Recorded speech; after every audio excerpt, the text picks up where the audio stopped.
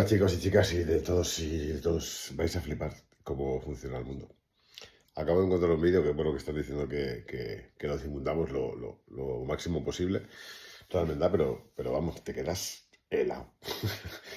Últimamente me estoy quedando helado de demasiadas cosas. Nada, os voy a dejar el vídeo, pero si el mundo funciona así, a ver, vaya tela. Os dejo el vídeo. Hala, decidme algún comentario, por favor. Que es la hostia esto. Desde Por hace favor, muchos años. escuchar hasta final y compartirlo. Mi título oficial era el de economista jefe en una de las principales empresas consultoras internacionales, pero mi trabajo era identificar países con recursos que querían obtener nuestras corporaciones, como el crudo en Ecuador, por ejemplo, y después negociar grandes préstamos para ese país a través del Banco Mundial y otras organizaciones vinculadas. Sin embargo, el dinero no iba directamente al país. El dinero iba a nuestras organizaciones para construir proyectos de infraestructuras en el país. Obras como centrales eléctricas, carreteras, parques industriales, puertos. Proyectos que, en primer lugar, generaron grandes beneficios para las empresas adjudicatarias y, en segundo lugar, dieron mucho dinero a un puñado de familias ricas del país, las familias ricas que poseen las industrias, los establecimientos comerciales. Esos grupos se beneficiaron de disponer más electricidad y de mejores carreteras, pero la mayoría de la gente se vio perjudicada porque se detraía dinero del sistema de salud, de la educación y de otros servicios públicos para poder saldar los préstamos. Al final, los préstamos nunca eran devueltos. No era posible devolverlos. Era parte del plan. Así que básicamente creábamos una especie de imperio que se hacía con el control del país. Ahora podíamos volver al país y decir, ¿no pueden pagar sus préstamos? Pues vendan sus recursos. Ya sea petróleo o lo que tengan, véndanlos baratos a nuestra organización, sin ninguna regulación social o ambiental. O déjenos construir una base militar en su territorio, como usted bien sabe, por Ecuador. Vote con nosotros en la próxima cumbre de las Naciones Unidas contra Cuba. Cosas así. En esencia, tomábamos el control del país. Y tengo que decir, como supongo que usted también es consciente, que si el presidente del país no aceptaba esas condiciones, muchas veces la gente a la que llamábamos chacales intervenían y o bien derrocaban al gobierno orquestando un golpe de Estado, o bien asesinaban a los líderes como hicieron con Allende en Chile, con Lumumba en el Congo y al final con Dinh Diem en Vietnam, entre muchos otros. Tenemos una larga historia que sitúa a veces al presidente de un país, al ministro de Hacienda o a otra gente en una situación muy difícil.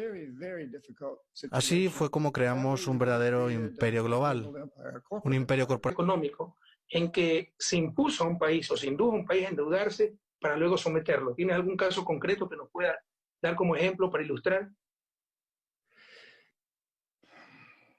Sí, hay muchos ejemplos. Ya sabe, por ejemplo, en Ecuador, en los años 70, una junta militar tomó el poder y la CIA estuvo muy involucrada. Al mismo tiempo, yo estaba allí en calidad de sicario económico. Fui a Ecuador como antes estuve en Colombia y en muchos países de América Latina. Básicamente yendo a visitar a presidentes que, de hecho, en muchas ocasiones eran dictadores militares que sabían que en gran parte debían su seguridad al apoyo de la CIA. De modo que era muy fácil ir y decirles, oigan, acepten de nosotros este gran préstamo y contraten a nuestra empresa. De hecho, nunca verán el dinero. El dinero, de hecho, nunca entrará en su país. Saldrá de un banco en Washington, como el Banco Mundial, y acabará en una cuenta en un banco de Houston, Texas, o en San Francisco. Es un juego con dinero respaldado por la Reserva Federal para pagar a Halliburton o a otras grandes empresas que vengan y construyan esas grandes infraestructuras. Pero su familia y las familias de sus amigos se beneficiarán porque son dueños de la industria y se van a beneficiar de toda la electricidad producida. Básicamente es como decir, en esta mano tengo unos cuantos miles de millones de dólares para mostrarle que después podrá pagar lo que construyan nuestras corporaciones. Y si no lo acepta, en esta mano tengo una pistola. Bueno, yo nunca he llevado pistola, nunca. Pero sabíamos que detrás de nosotros estaba esa gente a la que llamábamos chacales. Así pues, si el presidente o el ministro de Hacienda no aceptaban esos tratos, no conseguían nuestro apoyo. Tal vez no fueran eliminados, dependía de quiénes eran. Pero si eran una junta militar colocada en un puesto con nuestra ayuda, dejábamos de apoyarles. Y probablemente eso significara la derrota para ellos. Había una cantidad enorme de poder en juego. Esa era la regla general, pero hubo dos grandes excepciones en América Latina. La primera fue el presidente Jaime Roldós de Ecuador y la segunda fue el presidente Omar Torrijos de Panamá. Ambos se resistieron. Ambos, a mi parecer, eran nacionalistas convencidos. Los llamábamos comunistas, pero no eran comunistas, eran socialistas. Pero antes que nada eran nacionalistas y se negaron a entrar en ese juego. Y ambos murieron en accidentes aéreos. Sus aviones privados se estrellaron. Y hubo muchas sospechas de que habían sido asesinados, aunque de hecho nunca se ha demostrado.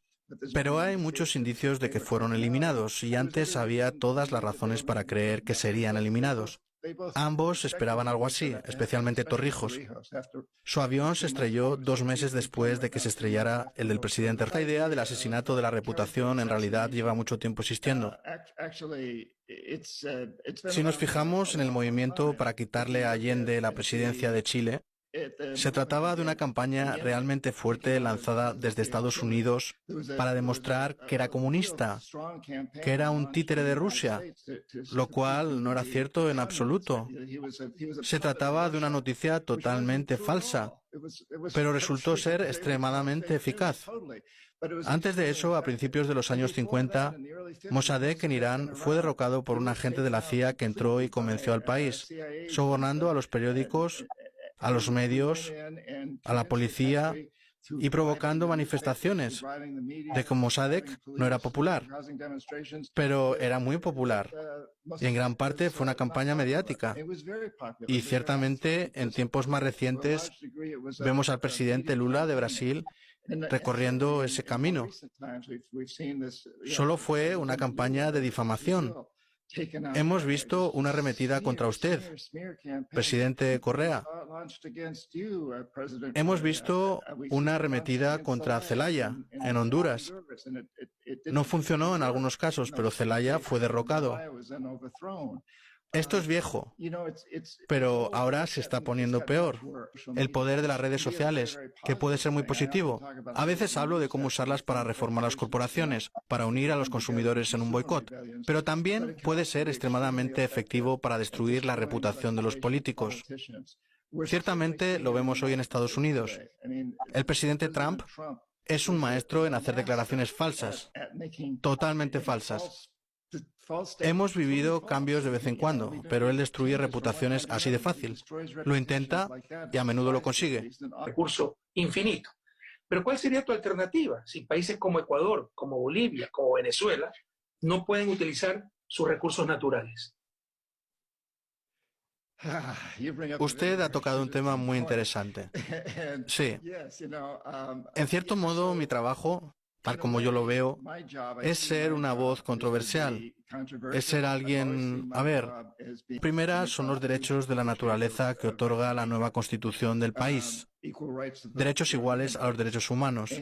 Y la segunda es la política del buen vivir, que de hecho es la economía de la vida. Siempre que debemos ayudar a la gente pobre, a la gente que pasa hambre, que no tiene agua, electricidad. Estoy totalmente de acuerdo.